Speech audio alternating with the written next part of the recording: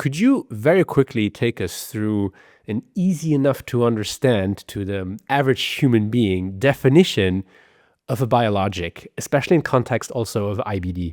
Yes. So I think with the IBD specific drugs, when I think of the biologics, I think of those like immunomodulators, we obviously call them. So those that, change up the immune system. That's exactly, what it stands for. I guess it's not really change up, just sort of like, tips the balance, let's say. So the classic biologics, you've mentioned, Remicade. That's a perfect example. That's an anti-TNF agent. So a lot of options for like the newer class for IBD patients. I mean, not even newer class. Some of these have been around for like 20 years or so. Is they target cytokines. So what a cytokine is it's basically how your immune cells communicate to each other, like the signals that they use. The language they use is cytokines. And that can even be like non-immune cells speaking directly to immune cells. Like, for example, like your gut barrier speaking to your immune cells. So cytokines is the language that they use. But it's not even just the language in the sense of just like telling this cell to go over here. It also is telling this cell to become this or do this role. Now, when you think about the ones for IBD, like anti-TNF, so infliximab or like Remicade, or anti-IL-12, which is like Stelara, and Skyrizi is anti-IL-23, for example, that like blocks the IL-23 cytokine. So the cytokines can be like either have like the TNF names or the ILs. So that sounds for interleukin, like IL-12, IL-23.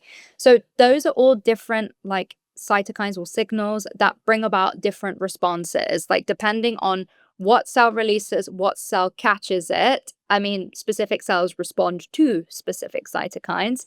That is going to cause the response. Now, IL-12, IL-23, TNF, in this case, TNF alpha mainly, there's also TNF beta. Anyways, they're all very important in your immune system because if you have infection, they all kick in and they obviously they mold the immune system to be able to fight the infection you know, or like tell other T cells to turn into this type of T cell or to become this kind of like more differentiated, specialized immune cell to go clear this infection. That's great. But when you have IBD and other specific autoimmune diseases, which obviously this is tied to, it also can be the wrong kind. It can be inflammation against you. So not just against clearing infections, but also unfortunately fighting your own body. So we need to tamper that. We need to calm that down. So that is obviously when these biologics come in. So obviously, as you said, you said like an anti-TNF agent. Yeah, Yes. Remicade and then Yeah. later Humira, Simponi. Yeah. Yes, exactly. So obviously that was doing that response. That was basically calming down the TNF. Now, obviously, the next question that we get typically is, oh, but that sounds like very important for your immune system. Are you going to be at risk by stopping that particular cytokine or that signal? Now, this was always a big fear, like amongst the scientific community. And I mean, it's an understandable fear because, yes, I mean, think about it like on paper, that's how all that works.